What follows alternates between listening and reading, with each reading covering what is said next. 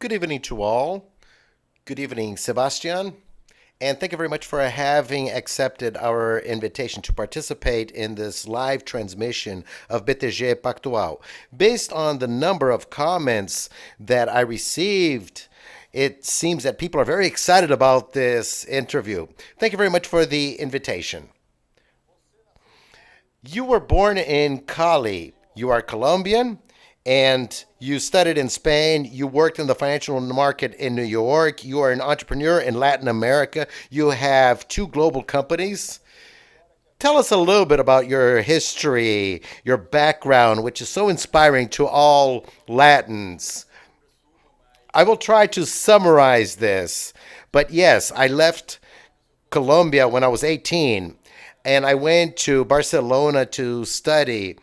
And later I went to Madrid to further my career. And basically, I had to pay for my studies by entrepreneuring and working.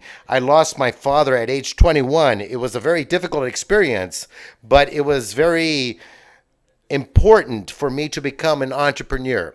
Afterwards, I went to New York and I worked 18 months in the financial market and I learned a lot there. And that's when I started to become an entrepreneur.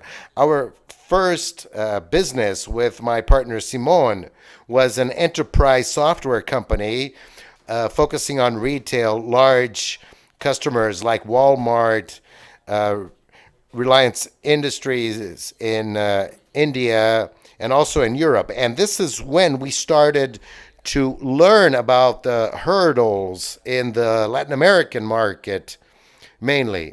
And we wanted to change the way that we did business. We wanted to overcome these hurdles like logistics and technology and payment systems and catalog issues. And this is how we started our business.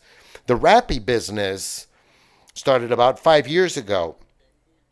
So there are many stories here and difficult stories and also happy stories. But the life of an entrepreneur is very dynamic to say the least.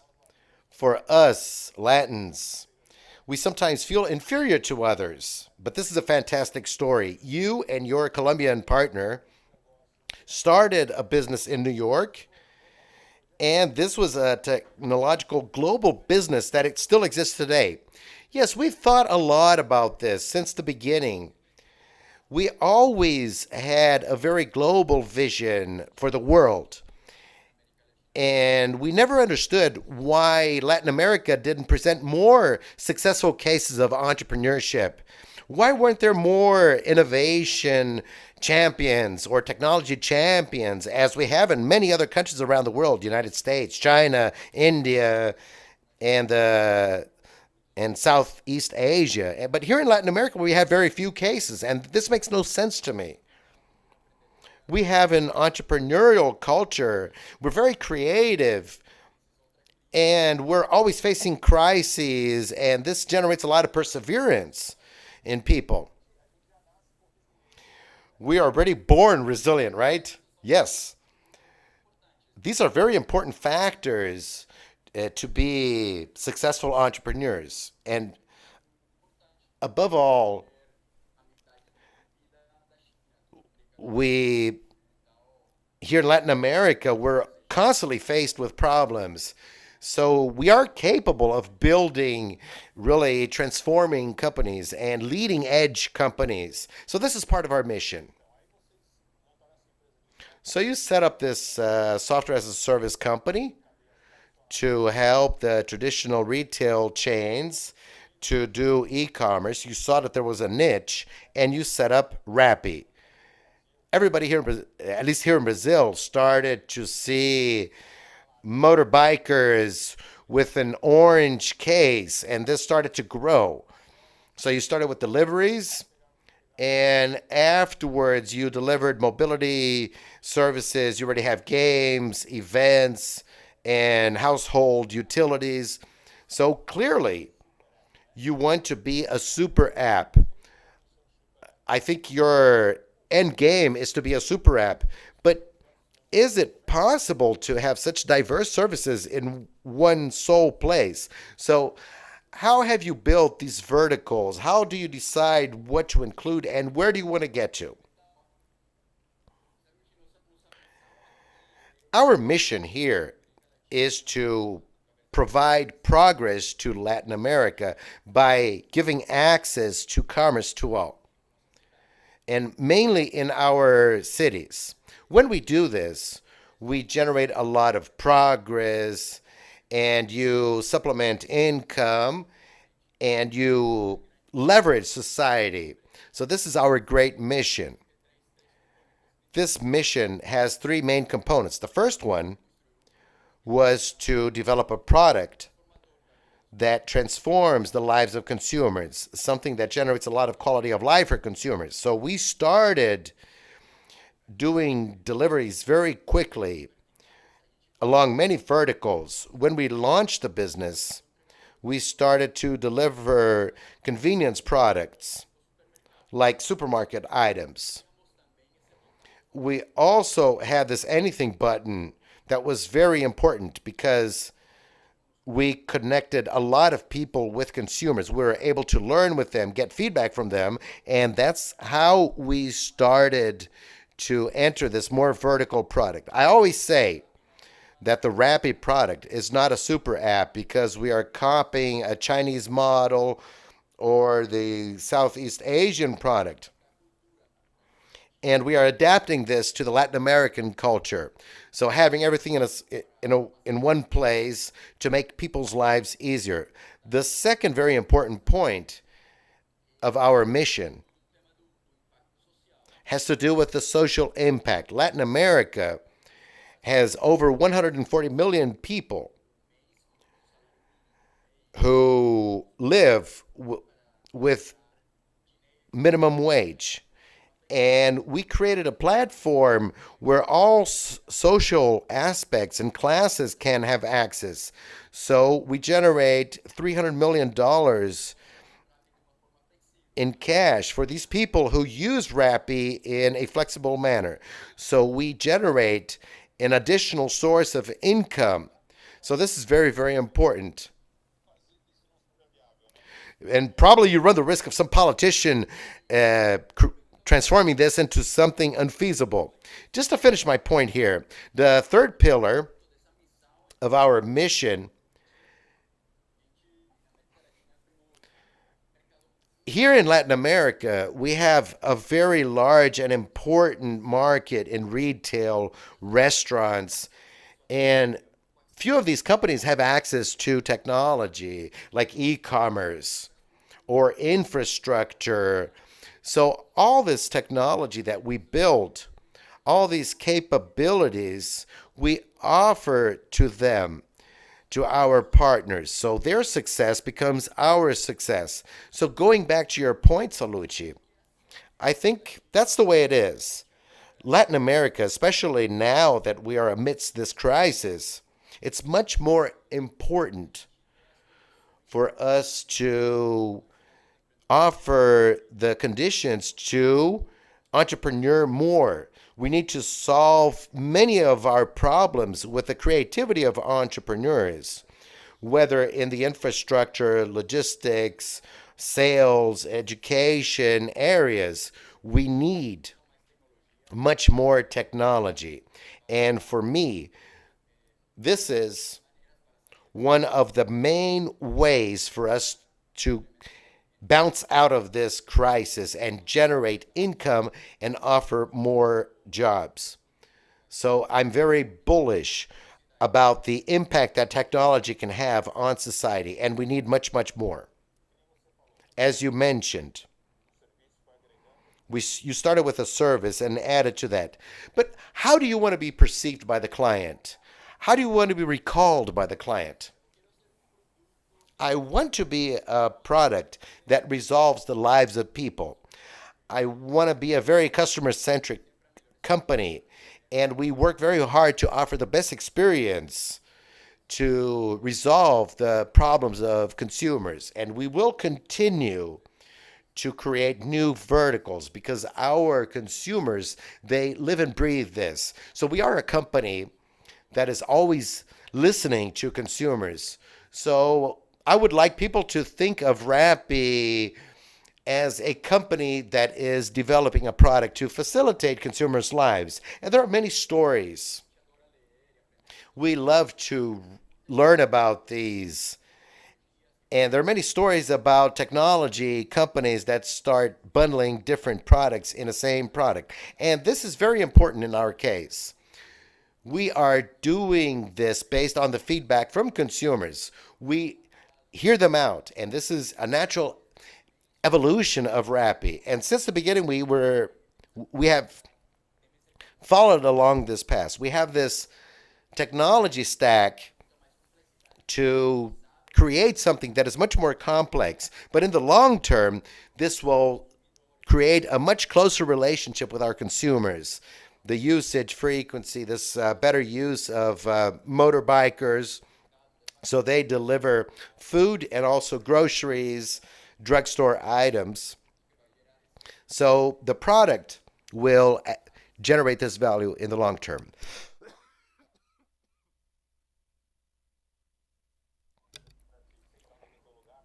If I were in your place, you can have an excellent app, an excellent user experience. You're going to know your clients because of their daily use. But then they order something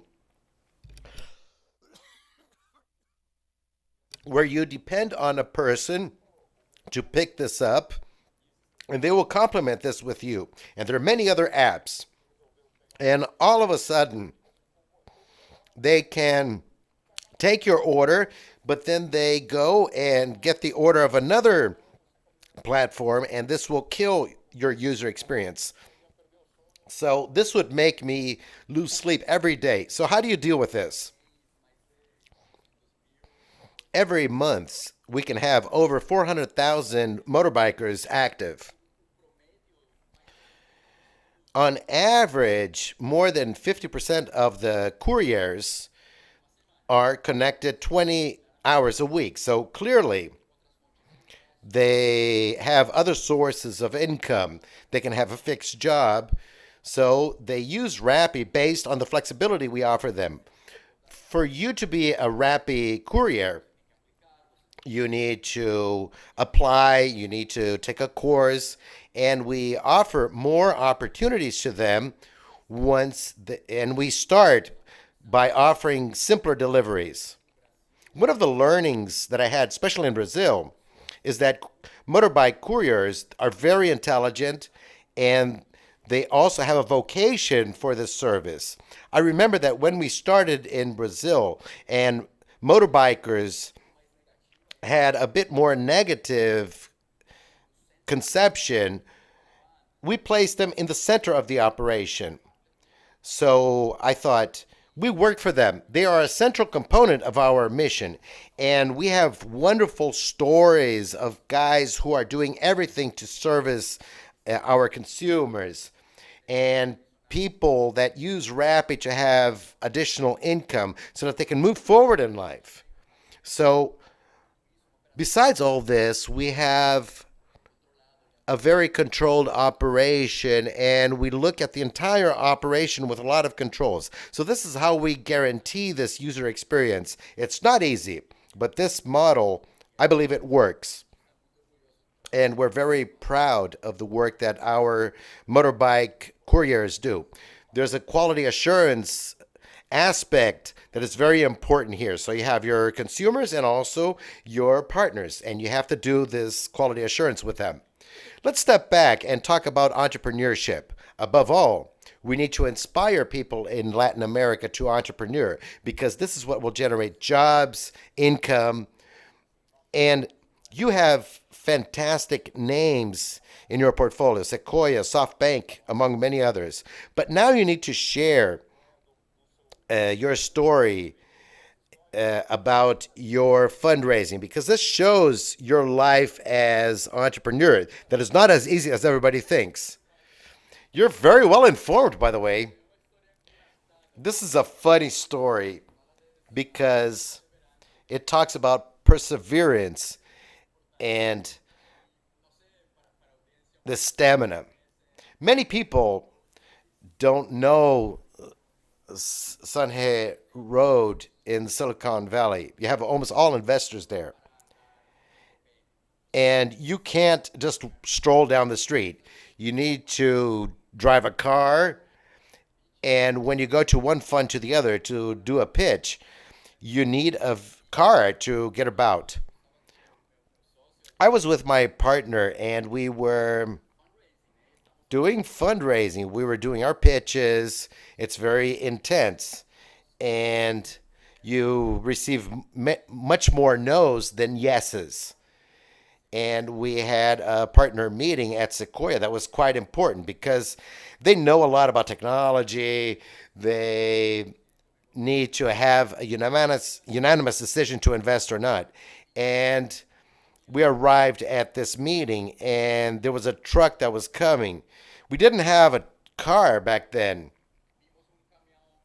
And when we saw a truck driving down the street, we raised our thumbs, stopped him, and this was a garbage truck. So he was going to drop us off there. We were going to walk 10 minutes, but then we said, look, please drop us off at front of the Sequoia office. So we arrived in a wastewater truck at the front door of Sequoia, and investors were looking through the window and said, "Wow, these guys are crazy," but they like these characters that are quite determined. That was probably the greatest marketing action that of your life, right? Uber didn't have any cars, so you hitchhiked with the first truck that was willing to pick you up on the curbside. So this guy probably should get some shares in your company, right? If we meet him, yes, I would be happy to give him some equity in our company. Speaking of these different venture capitalists that invested in your business that are also famous, what is the importance of each one? How does each one of them help you to get where you are? Because we have this idea that all venture capital funds are the same. Each one has its own characteristics. Each one helped in a different phase. Do you feel comfortable talking a little bit about this? Not the differences, but how each one was important in different phases? Yes, for sure. We started doing Y Combinator. They didn't have more than 5 companies in Latin America. Now we're talking over 150 companies in Latin America that have done the YSIG program. And this speaks very well for the technology sector and how it is evolving here in Latin America. They helped us a lot. This hyper growth mindset, this mindset of developing a product and developing it in the market, getting lessons learned, correcting, and then launching the product. So the lean methodology, we learned a lot about this and many connections with Silicon Valley, and afterwards we worked with Sequoia, which is an incredible fund. So besides having all this experience, they have invested in some of the most important companies in the history of technology. They also have a lot of exposure with China. So since the beginning of our history as entrepreneurs, we use this a lot to learn everything that is happening in China. And afterwards, we worked with Invest Horowitz. These guys are incredible. All people who work there, all partners were entrepreneurs. So they know the hardships of starting a company. So this is really nice because you're talking to entrepreneurs. So you're talking the same language with them. Afterwards, we started working very strongly with TST Global. They're one of the largest funds in Silicon Valley. They did a very famous investment in Facebook when nobody understood what was going on with Facebook. I don't remember exactly when it was, maybe around 2008, but this was one of the greatest investments ever. So these are incredible guys. They help us a lot on a daily basis. So they really are in the playing field together with us to understand our business. They get in on operational issues. They really play the game the full length.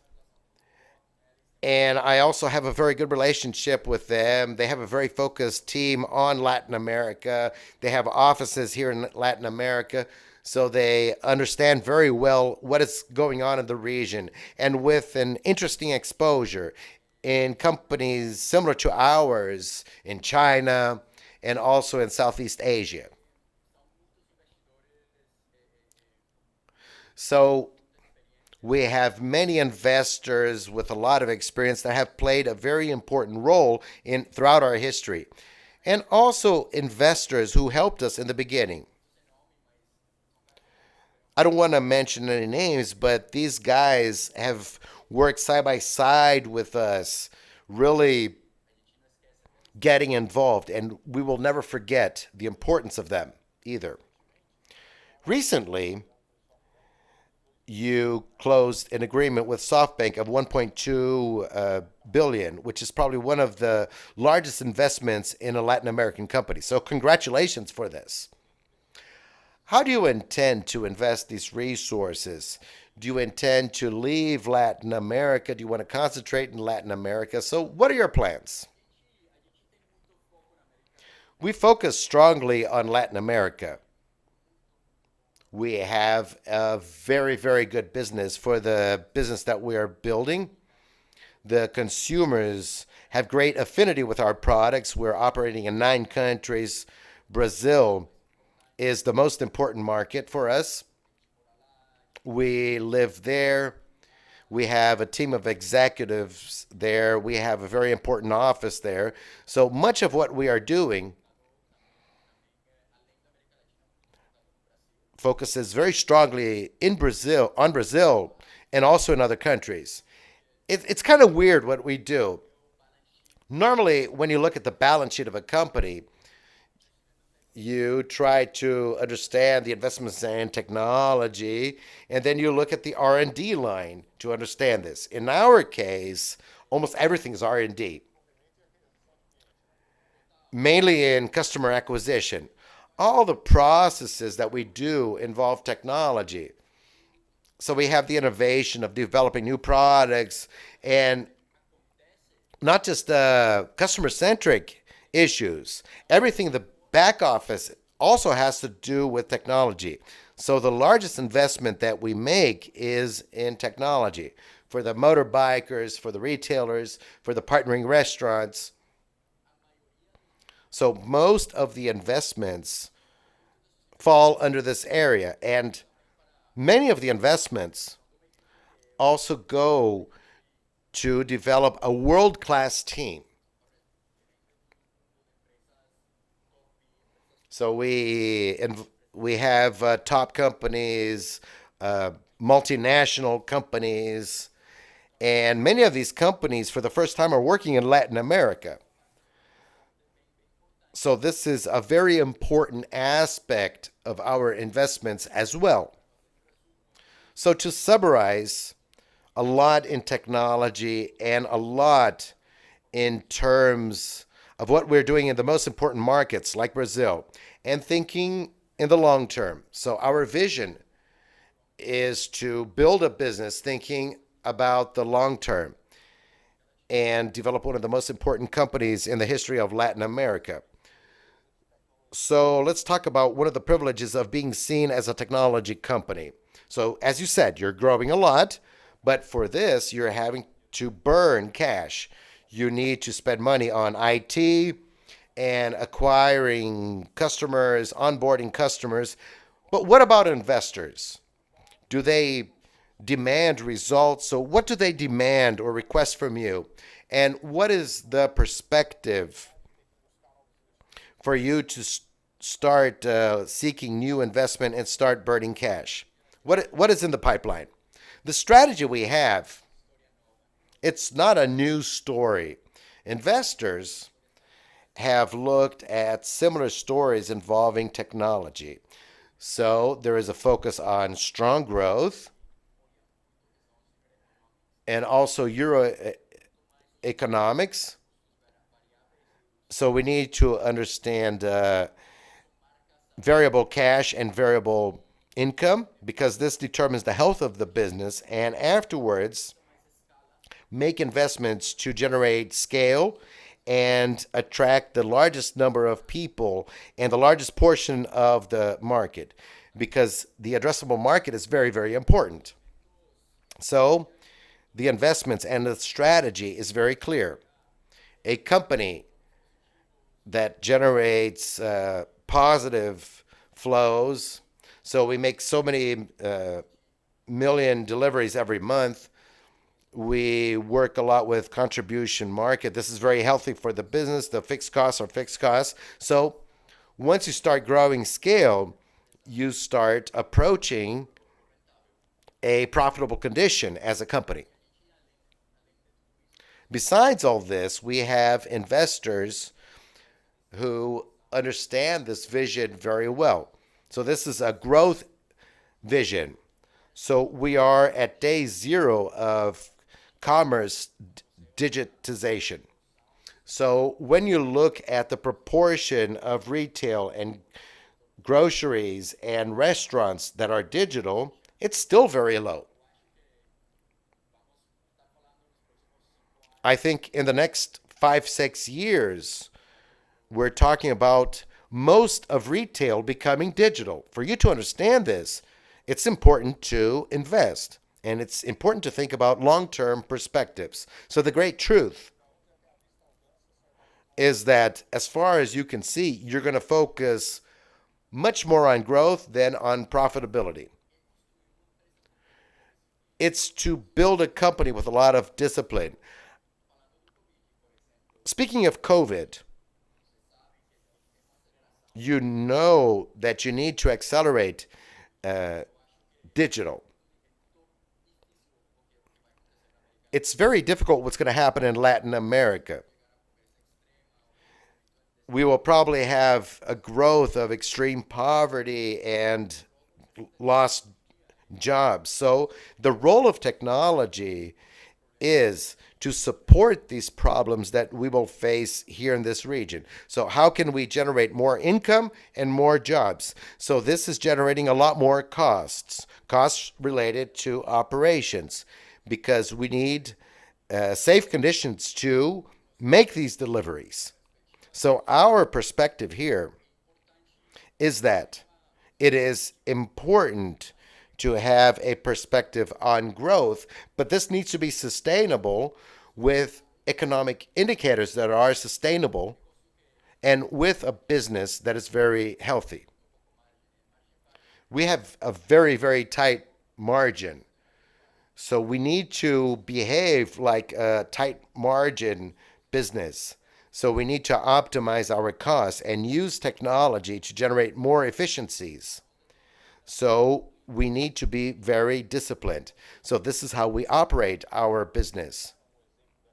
And you gave an example of this discipline a little before COVID, where you restructured and readjusted your costs. But then we had COVID, which was a tragedy, as you mentioned. But destiny had it that you would benefit from this. Can you talk a little bit about this? Everybody imagines that your volume tripled because people cannot leave their homes. Can you mention how large an impact you had and how this has been? Just to clarify, We were always a hyper growth company. When you grow at this rate, it's difficult to grow at this rate and continue to be highly efficient. Unfortunately, we had to do this reduction back then, thinking about the sustainability of the business. We don't like doing this, but it's important to have this discipline. When you're growing a lot or growing too little, you always need to trim your nails, right? There's no way around that, right? I prefer being a bit more disciplined when hiring and being more organized and better plan. But it's part of our lessons learned as entrepreneurs. So this is something very normal in companies. All technology companies that face hyper growth never had a straight line. You have step functions. So you need to stop, housekeep, then move forward, etc. But going back to COVID, what I can tell you, Sallouti, is that we saw very different things. We had an important gain, mainly in mass consumption products like groceries, pharmacy. We also have an e-commerce vertical where we deliver products in 60 minutes to consumers. We observed a significant increment here, but in restaurants we had a much more difficult situation. Many restaurants are closed, and we were very concerned because they are our programs. And we created a program to expedite payments with lower rates.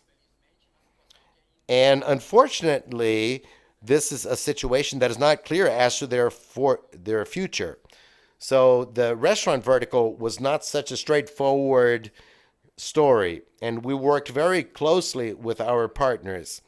And it was a very difficult situation for them, and I think it will continue to be so for the next few months. So we had different dynamics in each of the different verticals of the business.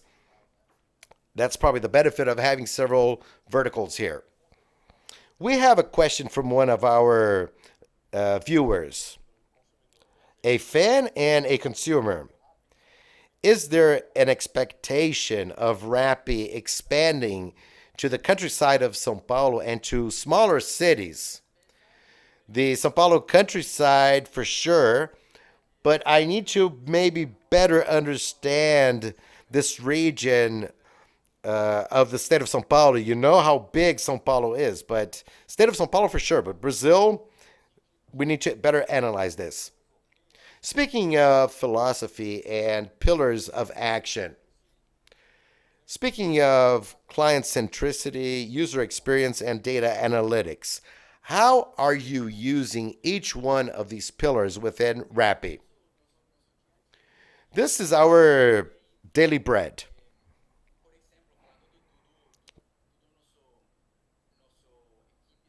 Speaking of our operational team, we always have this perspective of how to make our couriers become more efficient, how to make deliveries within 1 hour.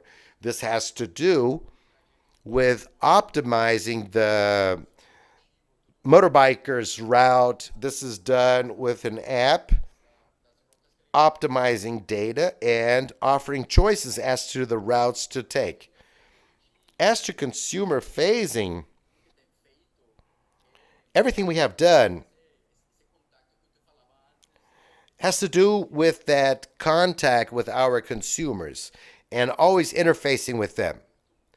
This is very, very deep along each vertical pillar. So every time that we think of a product, we think of what needs to be done with that product. We talk to the consumer, we get the data, and also the interactions the consumer has with our app. And this love to launch products very quickly because the feedback we get from consumers is of great value. So you get data to do personalization, but you also get customer feedback. And then you start building how your new products will be. And then you have the job to be done for each product that will solve issues on the consumer side. So this is the daily grind of a tech company. And this represents each one of the pillars of our business. Sebastian, what was the weirdest order you ever received at Rappi? We had a funny request in Brazil. I think this was about a year ago on Valentine's Day. He wanted to give his girlfriend a hamster. And then the no, no, sorry, he asked for an iguana. And he went to the pet shop and the biker said, "Sorry, they don't have iguanas." Everything happens in the consumer's chat with the biker. So that's why we need such a strong human component. And then the consumer said to the biker, "Do they have hamsters?" Then the guy answered, "Yes, they have hamsters." And then the consumer asked for him to buy the best hamster they had. And then the biker asked, "How do I know what the best hamster looks like? Is it black, white, brown, gray?" Finally, he bought a hamster. He paid for the hamster. He bought a box with all the decoration for Valentine's Day, and he delivered it to the consumer. This happens all the time. But we have, I don't know, when you do 60 million deliveries every month, you can have all sorts of different things. Uh, did you ever get the request for a goalkeeper in a soccer match? Yes, we already did. Nobody wants to be a goalkeeper in Brazil. I don't know why. So we have some stories of bikers serving as the goalkeeper on a soccer scrimmage. Many who watch you want you entrepreneur in Latin America. In all talks, you motivate people to become entrepreneurs and keep pushing. Don't you want to give some inspiring words to people here in Latin America with all the tax burden, political burden, and all the economic difficulties? What is your message to these people? Now we are at the best moment in history to become entrepreneurs. We have access to everything, tools for commerce. We have tools for website WUS. We have tools to set up e-commerce. We have tools for logistics, sales channels like Rappi.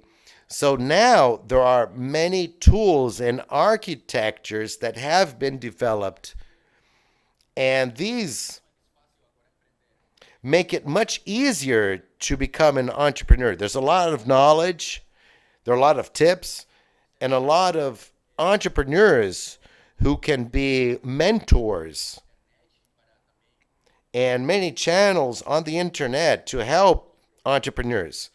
And we also have a lot of daily problems. So take your frustrations and transform them into a problem to be solved. Many entrepreneurs created a business because they were suffering with something. You know better than I do of all the problems that we face in our sector.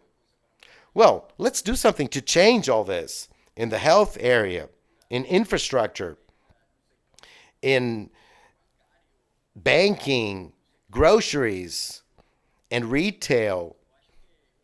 I think it is a time to take a step forward, and we need more engineers, more entrepreneurs, and people who understand the technology. And it is the moment to entrepreneur. And if you look at history, Sallouti, 50, 60 years ago, we were lagging far behind other regions. Now, China, Japan, they are 6, 7 times richer in terms of GDP per capita. They have been innovating for 60 years, starting with traditional hardware companies as well as startups. And our history has very little of this.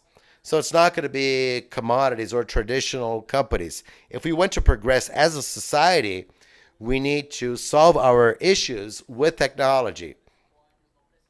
And you don't have to go to college for 5 years. You don't have to be a lawyer or an economist to do this. So you need to understand innovation, learn about technology, and all tools are here for us to become entrepreneurs. And you also have access to capital. It never has been easier to access capital. I remember when we started 7 years ago, our first business. Now we have entrepreneurs and investors of a much higher level. I think we have evolved 100 times. We have more capital, more companies, and more entrepreneurs. And I think this will really leverage progress. Sebastian, for us, it is an honor to have entrepreneurs like you from Colombia to choose Brazil to invest. This is the largest market in Latin America, and on behalf of all Brazilians, I would like to thank you for your trust and congratulate you for your success and for being so nice. You offered us a lecture that benefited all of us. I think many people will be looking up our video to become inspired. So I'd like to thank you for inspiring us. And you really have an outstanding resume. So congratulations. Thank you very much for the invitation. And we're very thankful towards Brazil. Brazil has given us a lot, and we will continue to work to improve as a company, and we will continue to invest. And we are looking in the long term. Thank you very much for the invitation, and I enjoyed very much this chat. Thank you very much, and thank you to all our viewers who followed us here today. And if you haven't asked for dinner yet, you know where to do so, right? Thank you very much. Take care. Bye-bye.